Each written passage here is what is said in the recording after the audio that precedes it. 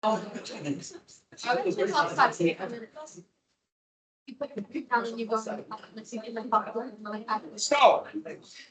on Friday, we're gonna watch something on the Triangle Shirtwaist Fire, and I'm gonna have you anytime we have left, about half the period, then you can work on the jungle questions, which we do on Tuesday. And there'll be a few questions. Some of you just need a phrase, some of you need to write a little bit more. I'll talk about it tomorrow, so I'll give it to you tomorrow so I can give you the directions. Oh, one more thing. So for the Triangle Shirtwaist Fire, it's about 25 minutes. So I just want you to take notes on it, on about 5 different things. I'll put them up on the board. Not a big deal, just so you'll be responsible. It is really good, but they give you an idea how horrible it was. So I think they do a good job. So this right where we clip. Food. We got let's not go food. Where did the Populist Party meet? Where was their convention? Beautiful Omaha, Nebraska. And what is the name of a taxing system that the higher your income, your percentage of tax goes up? What is that called? Progressive. Now, to be clear about it, the progressive taxation system they wanted, the vast majority of people would pay a tiny amount. Then you have a bunch of rates for the very tip top. I'll show you how the rates work. I'll show you how. And also, what was their catch-all term for wanting inflation? Yeah, free silver. Free silver kind of meant everything. Soon our program is free silver. And the populist platform, oh, who did they want to elect senators? Yeah, the people, no longer the states. And this kind of regulated capitalism will become the basis of what type of economics? Yeah, more liberal economics as opposed to conservative, which was laissez-faire. And so we have the Panic of 1893. What was the group of people that marched to Washington, D.C. wanting government jobs to increase demand? Then that was 1894. And remember this overriding fear of revolution. So we got right here, right? And we just mentioned Company Town? And so they actually call it a model company town. It's a national park today. In Chicago, you go to Pullman, and they have a little bit of the old company town. They try to make it like this perfect place for workers. But in reality, very soon, the company town, the strip will be a way to cut wages. They actually cut wages 2 times previous. Then the Pullman company cut wages by an additional third. A combination of raising prices in the company store and cutting wages. And that finally so panicked the workers, they went on strike. Now, this was much more organized than the railroad strike of 1877. They had a union, even though the company didn't recognize it. And the Pullman company was making money, but their profits were down. So they tried to squeeze the workers with the threat of, look at the thousands of unemployed people. If you don't take the pay cut, we'll give them their jobs. They made fine dining cars, fine first-class cars for the passenger trains, which were incredibly important at that time. Well, these are some police and also Pinkerton guards. They dressed up in uniforms in front of the factory. Factory's pretty cool. Remember, this was at a time where people thought they were leaving their legacy. They didn't want some bland, ugly factory. They wanted a showpiece. This represents me. Today most factories are, well, you've seen industrial buildings. So, started this strike, and this was just terrifying. If we don't stop this now, they're going to keep cutting our pay. Well, Eugene Debs was the head of the American Railway Union, and they were having the same problems. Their pays were being cut, and he realized we got to unify. And so that year, Debs and this union joined the strike. They did a boycott of any railway car carrying a Pullman train. And this is called no crossing the picket line. So we're not going to cross the picket line of the strikers. We will support them, basically kind of a sympathy strike. But if it has a Pullman car, we won't work on it. And the American Railway Union had most of the industrial workers on the railroads. And this, I didn't put this down, but it shut down railway traffic all over the United States. Much like the Great Railroad Strike of 1877. This was a big deal. Now think about Debs. He's making a very risky move. He's trying to unify workers together, but also he's thinking if Pullman gets away with this, every other railroad will cut our wages. That right there. Now, this is showing soldiers dispersing the strike. That actually didn't happen at first. The governor of Illinois, for political reasons, was sympathetic to the strike and didn't send out the National Guard. And that's kind of spread all over. Okay, so, but,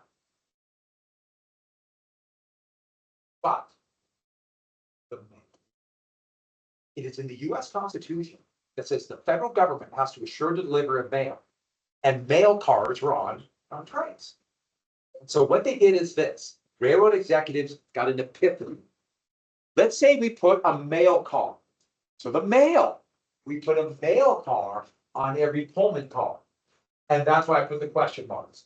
If the ARU, the American Railway Union, won't work on a Pullman car, they're not delivering the mail. So you got that? They put a mail car on every train with a Pullman car. And then they said, you have to deliver this. This is a constitutional crisis. And that would give President Cleveland, who was very anti-union, that would give him the excuse then to use government power. But they also came up with a more clever idea. 1877, they just sent the troops out there opening fire. No, not now. They'll use the conservative courts that were laws out there too. Anybody know the name of a court order? We have lots of court orders right now. It's just kind of quaint following the Constitution. That seems so quaint to me.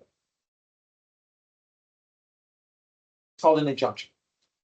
And did somebody whisper injunction? A few people might know, but we weren't sure I was going for that. An injunction, they got a court order saying the American Railway Union must deliver the mail. They got to work.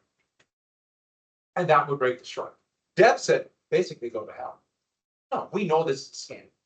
You guys are trying to break the union and cut our pay. You guys are trying to make us crawl back, put the workers who wanted this on a blacklist and destroy us. But now they got a court order, and that allowed Vice President Cleveland to send in the troops. And remember, they would use race to break the union. Over 200 people would be killed or wounded, forcing this strike to end. Debs would be arrested along with other leaders of conspiracy. I don't know why this is blocked out. He would go to jail for a time because he refused to follow this court order because he said the courts are rigged against us. So this is going to be selective following of the courts. And Brutal put this down. Well, this showed a couple things. First off, doesn't this kind of look like a revolution, just like Coxey's army? We have Pullman striking this. Is the country falling apart? I mean, you just see this feeling that the country was coming apart at its seams. Economic ruin, mass unemployment, worldwide trade war, and now we have an army march on Washington, D.C., and a national strike. Is it over? I mean, really, is it over? People were getting really scared. And that's Cleveland's quote. You have to write this down. I just wanted to put his quote. That told you where his sympathies lie. Not with the workers. Purely with the railroads. We'll come out to Cleveland. He got married. He was a newlywed. I know. Pretty cool, huh? So Debs, after this, would become a leading member of the socialists. That convinced him capitalism is inherently corrupt. He became a moderate socialist who wanted things like workers' rights and more democracy, civil rights, women's rights, and he would do it through the pretty prominent Socialist Party. If you remember, we have a two-party system because we had winner take all. And so even though he would get millions of votes for president, he would never get an electoral vote. 1912 is probably his best year. And he would get 1 million votes for president from a jail cell in 1920. He was arrested for opposing the United States entry in World War I. So he was a political prisoner. We'll come back to that. One more thing. So you can imagine, here are workers fighting for rights, fighting for, as they see it, 8-hour working day, working conditions. What is old age pension? What do we call that in the US? Social Security. So what do they call him? That's him. Advocates. He's an advocate. Obviously, if you want equal rights, you're an anarchist. I know it's more complex than that, but that's how simplistic they made it. We'll come back to deaths. So, coming to the election of 1896, you can imagine what the populists are saying. We have an answer. The Democrats and the Republicans, conservative, laissez-faire economics, they clearly don't care about you, they would say. We have an answer to the problems. Our system, what we would say today of liberal, regulated capitalism. Now, this, you've lived through many elections now, you know, they do the maps of the colored states because it's winner take all. It's in each state for the electoral votes. So here is all those who want the populist program of silver. So this is what they thought they would get all these states. Then they thought these states would vote for keeping the gold standard. And then these are the states that fight. Remember these states. And they drew it as some kind of weird pig dog system. Yeah, it's a pig dog. But if you can't read it, it says the silver dog with the golden tail. Will the tail wag the dog? Or the dog wag the tail? Clever, creepy, but the Republicans nominated Marcus Hanna's man, William McKinley, on a position of laissez-faire, conservative. In fact, I should have put just conservative, because by then it's conservative economics. Gold standard, deflation, tariffs, aiding the wealthy. But the big thing is it all represented by gold. Pretty soon, this conservative economics basically meant gold standard, stability. And McKinley was seen as a kind of a dullard, not the sharpest tack, but he looked like what people thought a president should look like. At this time, that was presidential. And he was known as being kind of dull, boring, flat speech. But, you know, who's going to hear him? And so they could run him the way they wanted. And everybody knew he was a solely owned entity of Marcus Hanna, the Republican boss of Ohio. Hanna had basically got him as a young man, groomed him to become a politician, then Congress, then Senate. The tariff was his. Remember the McKinley tariff? And then he was governor of Ohio, and he controlled McKinley completely. And everybody joked about it. This was a known secret. Now, McKinley was considered to be not the sharpest tack, and McKinley or Hanna was pulling the strings.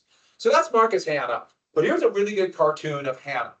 And do you remember Henry Clay, the great compromiser, compromise of 1850? And he had this reputation, not really deserved, but a reputation of being this politician who gave all for the country. And here is Hanna. I like the dollar sign for the thumb. And he's pointing to a picture of Clay. And look how they draw McKinley. It was as a dog. And it says, that man Clay was an ass. It's better to be president than to be. So that's jokingly saying, Hanna, get his man as president. Hanna will get the power. Who cares how we do it? Power. Power. And so that's Marcus Hanna. And I do find it fascinating that the current president has said that his favorite president is McKinley. I find this all fascinating. Very fascinating. But he's also assuming, much like the current president, you know, most people don't know anything about him. So the Democratic Convention was in disarray. Because of the southern states, it required 2/3 of the delegates to pick a candidate. They couldn't pick one. Grover Cleveland wanted to be president again, but he wanted to stick with the gold standard, conservative economics. And the Democrats were moving closer to the populists. In fact, their convention was in Omaha to get the populist thunder.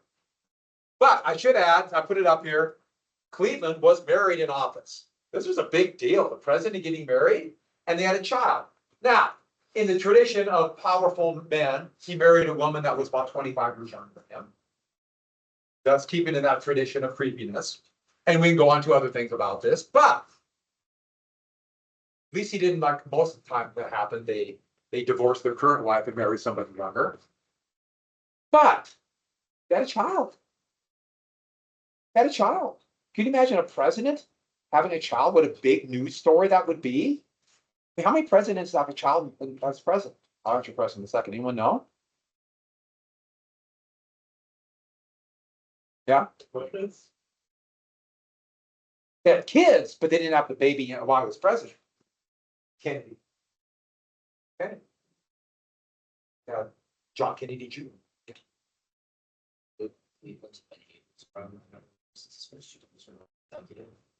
There's no, the Constitution hasn't been ratified. So a president can run as many times as they want. So we have, remember what's coming, Franklin Roosevelt's gonna be elected 4 terms. Now it's 2 terms in the Constitution. But as I said before, following the Constitution is kind of old fashioned. So who knows? And that's me being facetious in a very dark way. But a confectionery company thought, well, let's take advantage of this kid. And they named their new candy product after this kid. Anybody know? There she is. Anyone know? Baby Ruth. Yeah. Baby Ruth is from Cleveland. Who thought it was like Babe Ruth, the baseball player? Yeah, I did too at first. Who had not thought of neither? Just thought, vague candy. I actually don't mind Baby Ruth. Baby Ruths are okay, right? You like Baby Ruth? Anybody like Baby Ruth? Not as good as Kit Kats because they don't have wafers. So you can live on Kit Kats. But back to this. He could get the nomination. And the Democratic convention was thrown into disarray. They couldn't take anybody. They debated, they argued, vote after vote. They're in Omaha on this big. Okay, do you did pass or let's go. Where? I think it was where. Yeah, wear it when you come back. Yeah, that'd be really cool. Wanna be? I always do like graduation. We get people get their cap and gown, and you have to iron. Oh yeah, the last week and a half. Like all seniors except for like me. That's cool. So back to this. So vote after vote, disarray. 10,000 people are at this convention, about 700 delegates. It's hot, it's miserable. I mean, Nebraska in summer. I know Omaha's a beautiful cosmopolitan town, but it is humid and horrible. That's the end of the time, every time I would go to Nebraska to see my grandparents. But there'd be a certain speakers. Now, this is still pre-microphone, pre-amplification. And a young lawyer, 36 years old, so 1 year over the constitutional requirement to be president. He was born in Chicago, but he moved to Nebraska. And his name already had a reputation of a good speaker, but a dark horse. His name was William Jennings Bryan. And Bryan was going to give a speech. And he had one of these voices, a big barrel chest, but he could really project his voice. But also his voice was a little bit high. And a high-pitched voice carries further. So it's better for a big place to hear him. And like, it's really funny. Remind me, I have to play you Teddy Roosevelt's. His voice was so high, it was almost squeaky. But it was good to give speeches on. It's just kind of funny. This, I can't even get that. I'll find it. That actually hurt my throat to do that. But got him to get a speech. And he had a great reputation. So the people wanted to hear him. But he did one of these things where he gave about a 30-minute speech, and about 2 or 3 minutes in it, he did something that great speakers can do. He's one of the greatest. He got it. He just pulled the whole audience in. And for the next half hour, he had them. So every time he would have a crescendo in his speech, they all would applaud. Then get back down and wait and applaud. What a gift. And he kind of went around the stage. He was ad-libbing and brought them all in. Brilliant speaker. One of the greatest political speeches ever, and it would be called the Cross of Gold. So I'm going to read you part of that speech. Here it is. Get comfortable. It's going to take a few days. So I'm just going to read you the last paragraph. And it had such a crescendo. Just imagine this. You know, everyone's like you are with me all the time. But it does this. Now, remember about the gold standard and all that. So it said this. If they dare come to the, I'm sorry, let me start over again. If they dare to come out in the open field and defend the gold standard as a good thing, we will fight them to the uttermost, having behind us the producing masses of this nation and the world, supported by the commercial interests, the laboring interests, and the toilers everywhere. We will answer their demand for a gold standard by saying to them, you shall not press down upon the brow of labor this crown of thorns. You shall not crucify mankind upon a cross of gold. And then Luke would come in and just blew up the audience. No, crucify mankind on a cross of gold. And everybody was just like, and for 10 seconds, there was silence. And you can imagine what they were thinking. That was awesome. We're not sure what it meant, but it was awesome. And then they stormed up to the stage. It's too bad we don't have, nobody had a camera ready to take a picture. But they picked him up on their shoulders and carried him around, and by acclamation, made him the Democratic nominee for president. It was one of the most brilliant speeches of all time. Had kind of a religious background so he had a very evangelical Protestant religion flavor to his speeches. This new kind of Protestantism was becoming very predominant. In about 20 years, they would call it fundamentalism. He had that element to it. Just an amazing speech. Just imagine, he's our president, he's our guy. He's only 36. That he is, right, there he is, right after the speech, kind of overwhelmed. I can't believe what happened. He wanted to be president, but wow. And here's his point. He talked about free silver. He talked about inflation. He talked about getting rid of the gold standard. He talked about getting rid of monopolies. He talked about an income tax. Who else thought the same thing? What party? The Populists. And the Populists were going to meet 2 weeks later in beautiful Omaha. And what are they thinking? As they saw it, they now have a real high wire act to cover. You get that? Like that? Get that? Huh? By the way, this guy is a French high wire artist. The Twin Towers were constructed, but not yet. They were finished, but not yet open for people. And he was able to sneak in and connect a wire from the 2 towers, and did it over 100 stories high, went across. Which the very thought of that makes my stomach hurt. No, I would have ran. I can't even. I'm not comfortable on this. Well, they decided to nominate Brian too. They decided if they don't nominate Brian, the silver vote would be assuring McKinley's victory. So they rolled the die. So here's a cartoon, 2 cartoons. And one is showing Brian as the Populist Party snake, and he's swallowing the Democratic Party. But that's not what happened. It's the other way around. The Populists understood, if we nominate the Democratic nominee, our party's kind of done. They thought this is our best chance. So they've sacrificed the party. Here's another populist one. It's a populist cartoon, and it's taking that cross of gold. And you see that's labor. And what do they call the cross of gold? The Republican Party platform. And he's being crucified there. And who's putting the crown on? Hannah. And you notice how they draw McKinley? As like a little puppet, like a mini Napoleon. Remember, they made fun of McKinley all the time. But there's something else. There's a really nasty touch of anti-Semitism.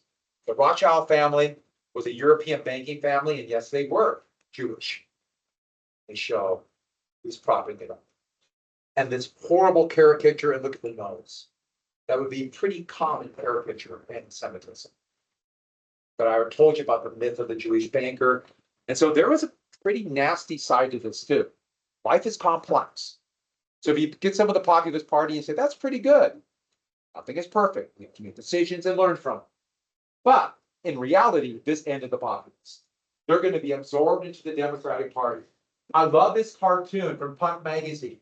They're the ones who did the balloon of the kind of patchwork of quilt of the populist party, and it sunk. And yes, we are making fun of farmers. But it's over. Now, the Democratic Party won't immediately adopt all the programs, but you have this element now within the Democratic Party. And so eventually, this would lead to many of these programs of the populists coming through. They would add to it, things like college and healthcare, and those never did happen in the US. So, what was the Democratic program? It was stuff-free silver, but they wanted inflation. And this is also, you could call it loose money, but make money more available, like easier credit. Get rid of the banks. They talked about creating they called it a crop banking system. I mean, they had a lot of ideas. The point is, anti-monopoly, pro-workers' rights, even though the anti-urban bias never appealed to them. This is mocking Brian by implying that he isn't really serious about this. He's kind of a blowhard. And his free silver platform is actually, he borrowed it. See these things right here? If you go to a pawn shop and sell your products, that's how you get a loan. So it's like he pawned them because he doesn't really believe it. He, talks stuff that isn't tough. Reminds me of a character from a book. I don't know. Moving on. But it had that anti-urban bias, and so they never really appealed. You got that they never really appealed to workers and like they thought they would.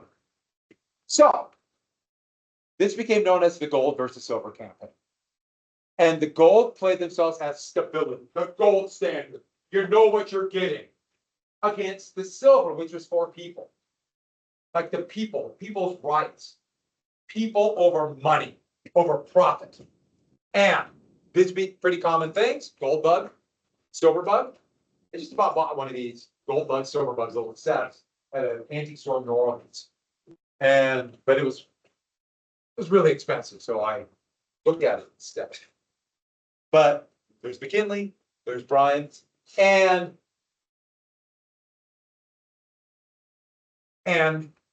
so that would be a real dividing line. That's where I stand. And the thing about it is the gold standard did have an advantage because people to this day, don't really understand money at all. It just kind of happens. There's money. And what gives money value? That's really confusing to almost everybody now, let alone then. And so, and then they probably knew more, but they knew gold was valuable. And you could go into any bank with $1 and get dollars worth of gold. It's transferable for gold. And it was like, I can hold this, I can feel it, I can bite it and make an imprint with my teeth. I know it's real. And so people thought money, that must mean it's more stable. That just felt like it was. Now, was it? Absolutely not. The gold standard is much more unstable because the value of gold fluctuates, but it felt like it was. Yes, there's talk today of going back to the gold standard, which people don't know what they're talking about. I mean, I'm not talking good policy or not. They just don't even know what the gold standard entails. It's a whole elaborate economic system. But anyways, Brian gave one of the first modern campaigns. He traveled around and campaigned for himself. Rarely would they campaign beyond giving a few speeches. He did a whistle-stop campaign. In fact, his trip to Butte in 1896, I guess, was epic. People came out and cheered. He gave them in the back of the caboose. But they would set up a quick dais, and he would give a speech. There he is right there talking. People would cheer. He would get them all up and down. And you can imagine they felt they're going to win. All these people coming out. But I do find one thing really funny. He gave the speech over and over again. He was great. He could ad-lib. Funny. Get their points. But here he is. This is 1908. He's running for president again. His third time. Lost most of his hair. Yet they still have a picture of him with hair. So I thought a little bit of vanity there was pretty funny. One more thing. He gave a great speech, but you can tell this guy, look at him. I've heard that again. All right, one more time. Whew, same old Brian. Okay. McKinley ran, it's going to be dubbed the front porch campaign. Now, it wasn't a heck of a lot different than the other candidates, but with Brian campaigning, he stayed in his governor's mansion in Columbus, Ohio. In fact, this is one of the pictures they put out of two police officers in front of the governor's mansion in Columbus. And he rarely gave speeches, and when he did, it was platitudes and not very interesting because they understood, let's keep our dull and boring guy out there, or I mean, inside. He will never compete with Brian, who was such an energetic speaker. And let's just use other methods. newspapers, posters, the media of the time to portray Brian as something else. And he was attacked as a radical who will change the society. And what does BTA stand for? Bomb throwing anarchist. Here's a really funny poster that is just, it's kind of hilarious. But these were put out there, a political cartoon, but it's Democratic headquarters. And it's trying to attack free silver. It said, what happens if you have free silver? Vote for free silver and you'd be prosperous like China and only make 10 cents a day. Vote for free silver, you'd be prosperous like Mexico, 25% a day. Japan, 15 cents a day, et cetera, implying these countries did free silver and they make nothing. Now, was any of this true? None of this was true. Not at all. This is pure garbage. Who knows? Do you think anyone knew what the economic system of Mexico was? This could never work today, could it? Of course it does. People believe lies all the time. It's the same, once again, the same politics go on and on. It echoes throughout history. That is why, really, I'm serious. When you decide your own political system, what values you're going to take, ask me and I'll tell you exactly. It'll make it so much easier for all of you. No, you got to get out of this, or you have to decide on your own and be very skeptical of what people say. Things like that seem very neat and organized to attack an opponent are almost certainly lies. Almost certainly dishonest. So, they also try to play the fact that McKinley was a veteran of the Civil War. He was never in combat. I mean, a lot of soldiers weren't. But he was an aide to General McClellan in Antietam. Yet in 1861, when the war began, Brian was a baby. So they could say, he has no experience while McKinley's been governing. And that's part of the reason Hanna had McKinley propose the tariff. I have done things, a tariff. Oh, they also say there's stable, upstanding McKinley. And there's Brian whining and complaining and crying like a baby. So we'll get right to this. When the election finally happened, it actually shocked the populace who joined the Democrats and the Democrats. It shocked them. They won these states, but all these states they're hoping to win, the Republicans swept. Part of the reason why is employers. They went to all their employees and made it very clear, if you vote for Brian, you're fired. 1896.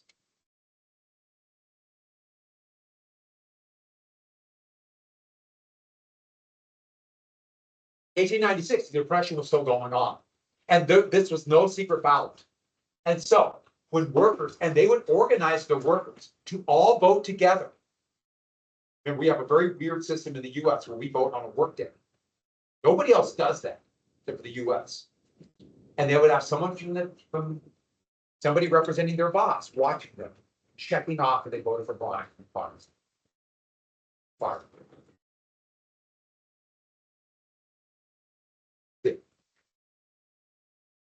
So, McKinley won. The election was not like razor thin, but this is arguably one of the most important elections in history because this shows a sea change on how the entire political system will work. Why was this so important? By the way, here is a McKinley poster, gold defeating silver.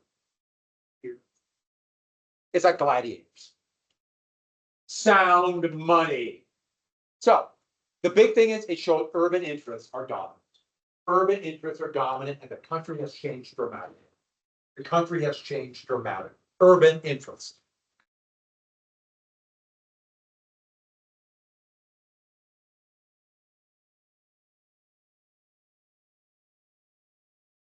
So don't write this down, but I put up the percent of US workforce engaged in farm labor.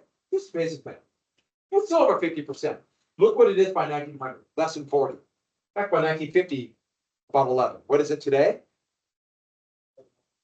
Less than 1% of Americans now have their sole income from agriculture. So the country's totally different. And so urban interests won. And even though we have a very intense big city versus small city today, it's still people aren't making money off farms in rural areas for the most part. And almost always, the people who rural voters vote for are urban, very urban, almost always. They just can play like they're urban. Next, it shows the importance of money in politics. William Jennings Bryan got $700,000, and that was seen as just a remarkable amount of money. This is one of the most anyone had ever given.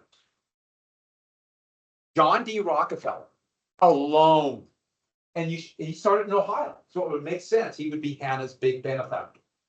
John D. Rockefeller alone of Standard Oil gave $700,000 to me. Alone gave that much money. Well, you think McKinley's going to do anything about trust?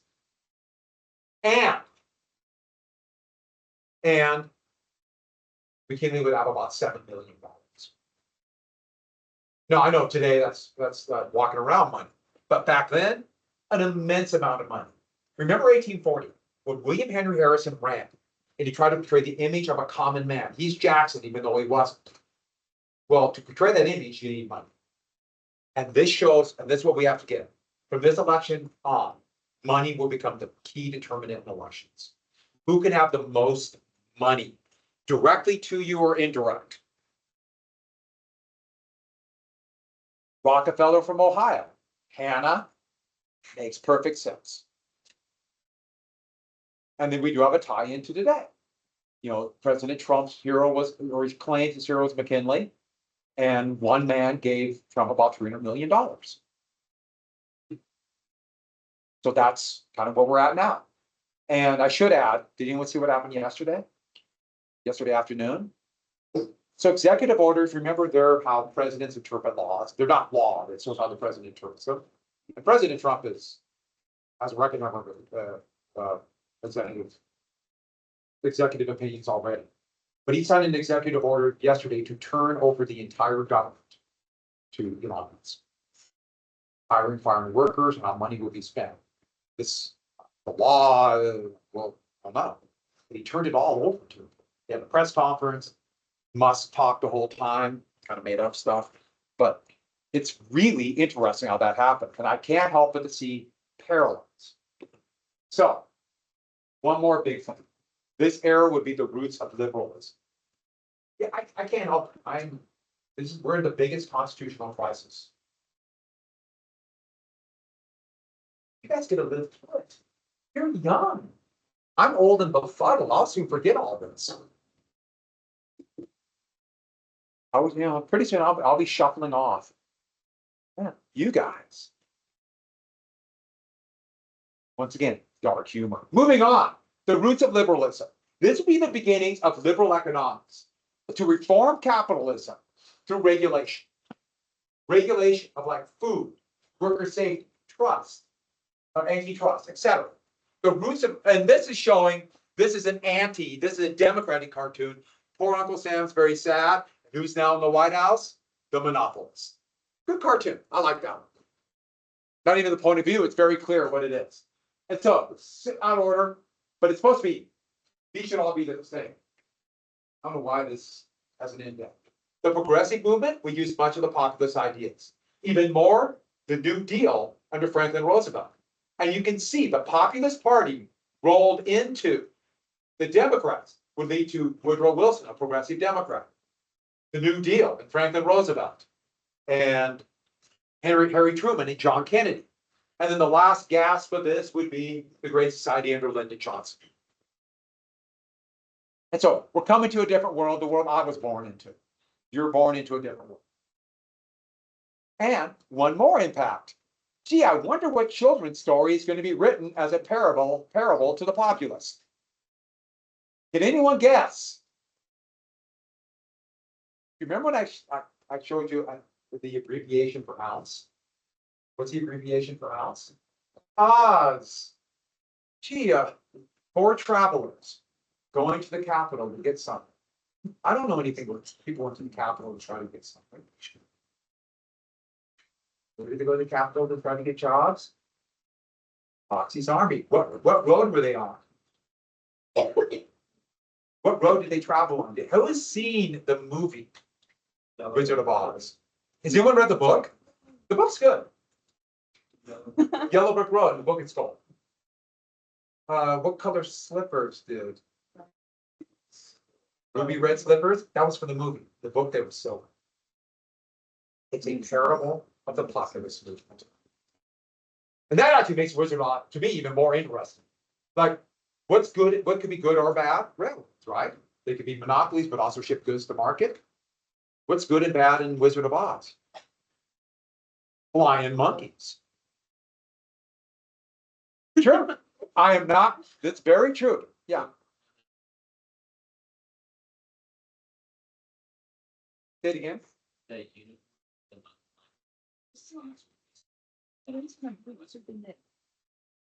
Oh, yeah, that, they did that with the movie. Yeah. I know. Yeah. And the rust on the Tin Man was chocolate. See the rust? Chocolate.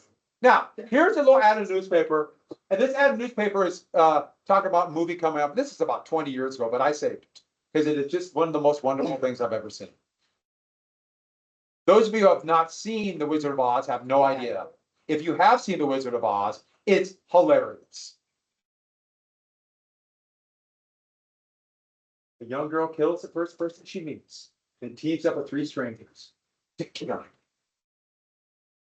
That's how, yeah, it's exactly what happened in the movie. If you haven't seen it, it makes no sense. If you have seen it, yeah, it's a murder spree. So, new headline, imperialism. What's imperialism? New unit, what did I say? You just said new. Yeah. Yeah, new unit. Well, it'll be on this next test. But still, okay. Yeah. We're starting strong. So- This will be on the It's- test. yeah. Okay. Here we go. Imperialism.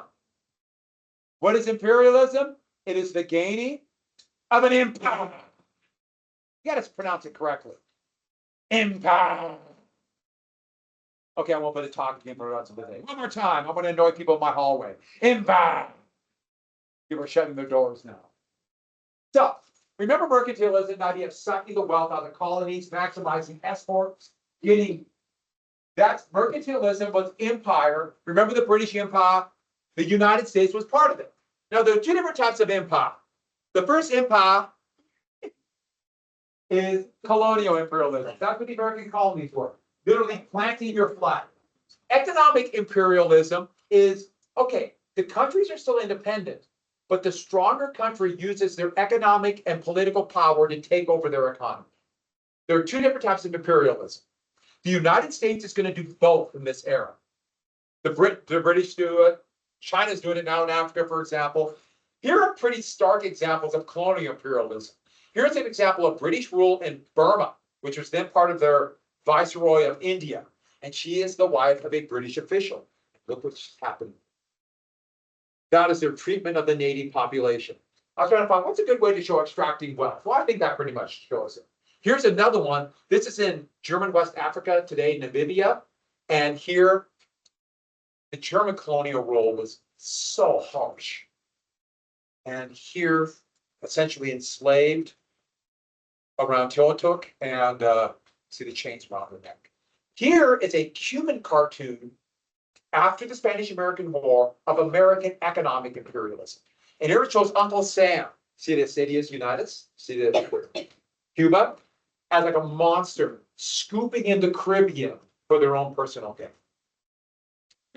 So that is imperialism. Well, let's get to the first part. In 1853, see the continental United States in the middle map right there? That was established. We had the Gaston Purchase, Mexican-American War, Oregon Treaty, Louisiana Purchase, etc.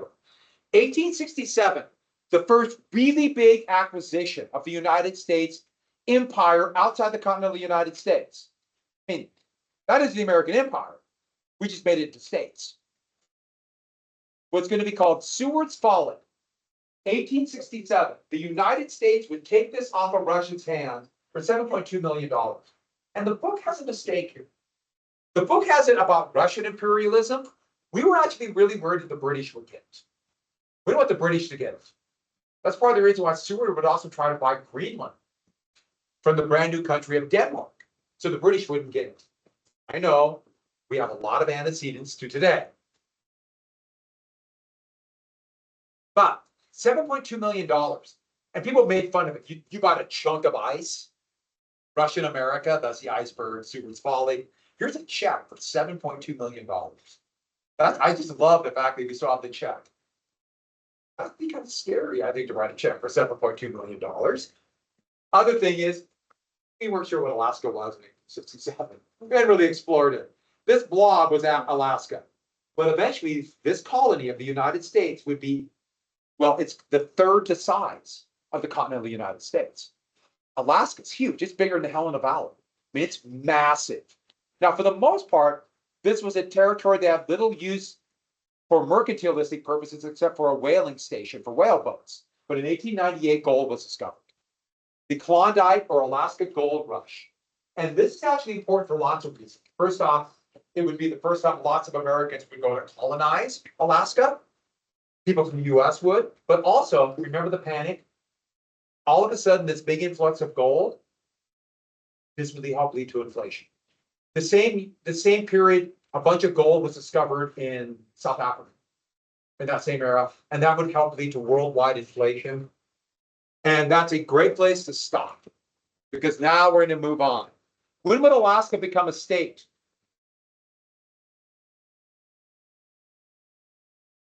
Anyone know? 66 years ago. 66 years ago.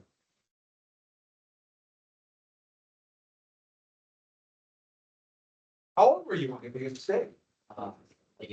Yeah, clean living, right? Never did graduate. Anyone's gonna be on Thursday and Friday? Come up here. Thank you for reminding me. Okay, we're gonna do this on Friday. We do this on Friday. You did today. Give tomorrow. Yeah. I'll give out the first. Read this and we'll probably give you a. See that? I don't mind extending. You can have send out the.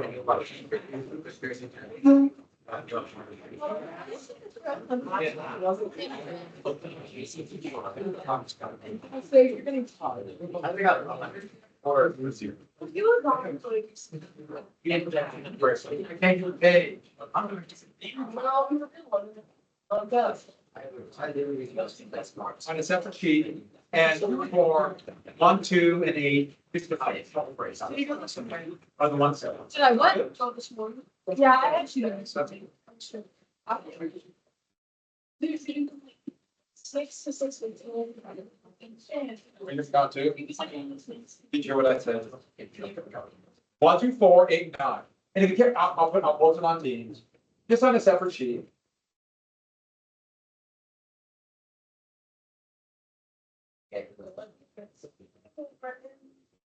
See ya.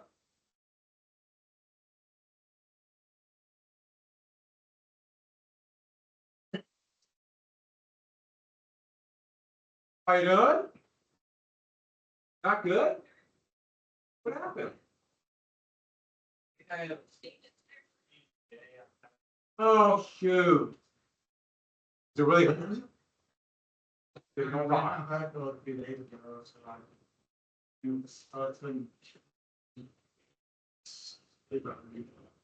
It's been what?